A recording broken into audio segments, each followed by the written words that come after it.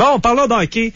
As-tu suivi ça, toi, un peu cet après-midi, ce qui s'est passé avec Glendale, Richard? Oui, là, ça jase pas à peu près, là. Bon, est-ce que le nouveau, là, disons, dans la dernière heure, parce qu'à un moment donné, là, on a jasé cet après-midi, t'as eu la mairesse, t'as eu aussi de la misère à la comprendre, là, l'état-major de la Ligue nationale était sur place, ils ont pris le micro, ils ont vendu le salade, c'était vraiment, là, gratte-moi le dos, je te gratte le tien.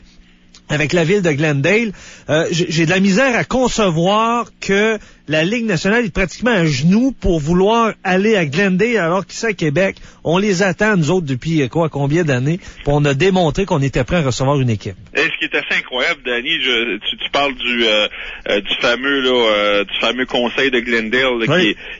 qu'on pouvait suivre ça aujourd'hui sur Twitter, entre autres, c'était vraiment intéressant. Mais ce qui est incroyable, c'est que là, tu es en pleine finale de la Coupe Stanley. C'est quand même les Kings de Los Angeles qui sont impliqués, le deuxième plus gros marché médiatique aux États-Unis. Tu sais, c'est quand même censé être important. Et là, où est le commissaire aujourd'hui? Il a décidé de prendre l'avion, partir de, je sais pas, il était à Los Angeles, je pense, c'est ça exactement, il était à Los Angeles, donc il a pris l'avion, partir de Los Angeles, et pas pour aller à Newark pour le match de demain soir. Ben, j'imagine qu'il va y être, là, parce qu'il n'y a pas le choix. S'il faut qu'il donne la coupe, il faut qu'il soit là. Mais un petit stop aujourd'hui à Glendale. T'as parlé de vendre la salade. Écoute, je regardais, j'écoutais et je lisais les belles paroles de Gary Bettman.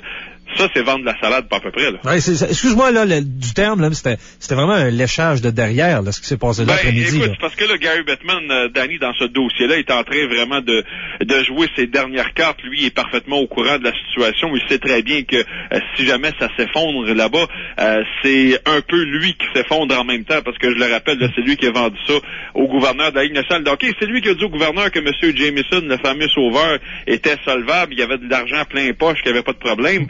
Non, il a besoin de s'acheter une pinte de lait. Je sais pas si c'est aussi pire que ça, mais le fait que le commissaire, tu sais, le commissaire n'a pas envoyé son numéro 2, là. Le commissaire est allé lui-même à Glendale faire la cour, faire les yeux doux aux gens du comité là-bas, sans dire non. Est-ce qu'on a un extrait, Martine, faire entendre à nos auditeurs? Oui, on a M. Bettman là, qui nous bullshit, en tout cas. Là. C'est comme si on n'avait pas suivi l'histoire, là. Alors, puis apparemment que Québec n'a jamais été dans le radar. Oui, c'est ça. Le premier extrait, c'est ça. Ouais. If it's not done in the next few weeks, it puts us in a rather difficult, uncertain position. We have spent all of our efforts on working to preserve the future of the Coyotes in Glendale. And while there has been a fair amount of media speculation about what might happen next, we have not pursued alternatives because we felt to do so would undermine our efforts here. And so we're hoping this all gets done. We've kind of tried to use the poker term, we're trying to go all in on getting this done here. Non. Fait qu'un plan B, il faut probablement que, je sais pas si... Ils n'ont pas poursuivi pour un plan B. Non, ils n'avaient pas de plan B. Tout était sur l'espoir de Phoenix. En même temps, puis Gary Bettman là-dedans est très fin renard parce qu'effectivement, lui, il veut pas être le gars qui fait des menaces. Il veut pas dire, regardez, vous faites pas ça d'ici telle date, parfait, nous autres on surveille d'abord, on s'en va à Québec, à Seattle, peu importe. Il veut pas être le gars qui fait des menaces. Et la stratégie de Gary Bettman là-dedans, elle est assez claire.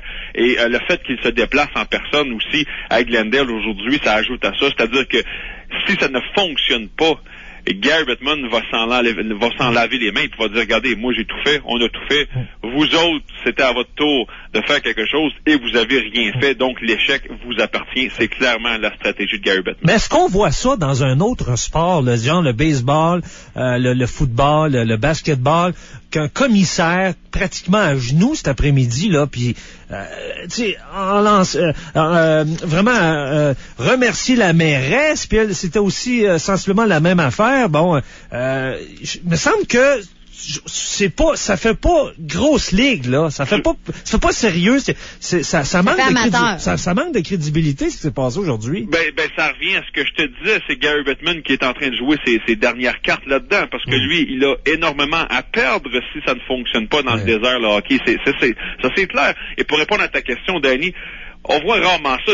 Si tu regardes, pour parler d'autres ligues de sport, là, si tu regardes du côté du football américain, il y en a eu des déménagements dans les années 90. On niaisait pas avec l'époque. Là. Si jamais on disait aux villes qui étaient concernées, regardez, là, si vous n'êtes pas capable de nous faire un nouveau stade, on prend nos affaires, on s'en va. Il y a eu des déménagements qu'on pourrait qualifier de sauvages, là, celui entre autres des Browns de Cleveland, qui était une franchise, ma foi, là, qui datait du début des temps du football américain. Ça marchait pas, on niaisait avec le stade. Le commissaire a dit parfait, on prend nos affaires, on s'en va à Baltimore. Bon, les Browns sont revenus depuis ce temps-là, mais c'est juste pour illustrer combien normalement on ne niaise pas avec ces dossiers-là. On prend le club, on parlait de basketball récemment aussi, le club de Seattle, ça marchait plus, parfait, on le prend, on l'envoie en Oklahoma. Tu sais, c'est normal. On voit rarement, très très rarement ça, ce genre de stepette là que Gary Bettman est en train de faire aujourd'hui en Arizona. Et ça revient à ce que je t'ai dit, c'est-à-dire lui, il a beaucoup à perdre là-dedans, et c'est pratiquement sa réputation qui est en jeu. Ouais, parce que me semble que ça donne pas l'image d'une ligue en santé. Puis c'est vrai qu'il y a d'autres marchés aussi qui souffrent en ce moment là, entre autres au New Jersey, on parle peut-être d'une faillite possible. Bon, puis il y a d'autres équipes, 3-4 autres équipes. Apparemment que ça va se régler là, selon ce qu'on dit là. Bon. Ouais. Autre chose, Richard, dans le dossier maintenant du Canadien. Je sais pas si c'est confirmé comme nouvelle, mais Patrice Brisebois serait approché, ou est-ce que c'est signé avec l'organisation du Canadien? Ben, on n'a pas encore vu passer le communiqué officiel de l'organisation. Tu sais, il y a tellement de noms depuis le début de la semaine. On parle des assistants, on parle de là, je sais plus où aller parce qu'il y a tellement de noms qui sortent. Je peux dire que Martin Lapointe, ça c'est à peu près fait. J'ai parlé cette semaine à Martin Lapointe, puis lui, il veut s'en venir ici dans un rôle possiblement là, un rôle au niveau du recrutement, du développement des joueurs. Ça devrait se faire. Je pense qu'on va annoncer ça très bientôt, probablement la semaine prochaine, mais pour ce qui est du reste, là, les adjoints, qu'est-ce qui va se passer avec Patrice Brisebois? C'est des noms qu'on entend, mais il n'y a rien, on n'a pas eu de confirmation de quoi que ce soit. Bon, on avait compris que Marc Bergevin, c'est un gars qui aime s'entourer, c'est un gars qui va travailler en équipe, mais là, il va y avoir plus de cadres que de joueurs sur la glace. Puis il va y avoir du monde autour de la table. Oui. Puis dernier petit point, la série, ça se joue demain, d'après toi, est-ce que ça se termine demain? Ouais, j'ai l'impression que oui. Je sais bien que les Devils ont le fameux momentum. Ils ont gagné le dernier match, mais je pense que les Kings en avaient une très mauvaise dans le système. Rien à enlever aux Devils, mais les Kings l'autre soir, là, match numéro 4 à la maison, on sentait là, que c'était nerveux. Tu sais, la Coupe cette année était en place. Le monde s'attendait à un party majeur. Je les ai sentis très nerveux. Les Kings très hésitants. Là, Surveyor de bord s'en va à Newark, ça sera pas la même pression.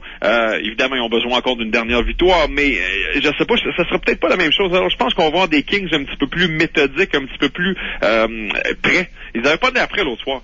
Et là, je m'attends à ce qu'ils sortent très, très fort demain soir. Lourde. Ça s'est jamais vu, ça? J'aimerais ça que Martin Brodeur se retire avec la Coupe. Je pense qu'on aimerait tous ça, mais... Ça va être difficile. Je pense que les Kings vont finir ça demain soir. Ça s'est jamais vu, ça, Richard, gagner, ne jamais perdre sur la route pour se rendre à la Coupe Stanley par une équipe? Bonne question. Je sais que les Oilers d'Edmonton, c'est la même fiche à peu près. En 88, les Oilers n'avaient subi que 2 défaites pour se rendre en grande finale et gagner la Coupe Stanley. Et je sais pas si ces défaites-là, il y en avait-tu une à l'étranger. Ça, c'est une excellente question. Mais peu importe, c'est toute une performance de la part des Kings. Je suis jamais des auditeurs qui veulent fouiller ça pour nous autres. On travaille en équipe. Je me souviens qu'Arthur disait qu'à la gang, on sait tout. Laurent, il dit oui. Oui, Laurent dit oui. Ouais. Ça serait la première équipe. Oui. Il a dit oui. Ouais, et donc, elle serait le premier, oui. Et pour la petite histoire, il y a seulement un club dans toute l'histoire de la grande finale qui a comblé un retard de 0-3 pour gagner la Coupe Stanley. Ça fait très, très longtemps de ça. C'était les Maple Leafs de Toronto qui l'ont fait en 42. Depuis ce temps-là, en grande finale, il n'y a personne qui a comblé un record de 0-3. Et en 42, ni toi, ni Martine, ni moi, n'étaient même pas d'un projet de nos parents. Possiblement pas. Possiblement pas. Passe une sacrée belle fin de semaine. Oui. Puis bon retour au Québec. T'es arrivé quand là là, je suis arrivé hier soir, mais là si nos amis des Devils l'emportent demain, il faut que je revienne d'abord encore une fois. Tu retournes là-bas. C'est un de tes collègues qui lui était au New Jersey, puis toi t'es à Los Angeles. Ouais, écoute, tu sais, des fois la vie, hein, c'est comme ça que ça se fait.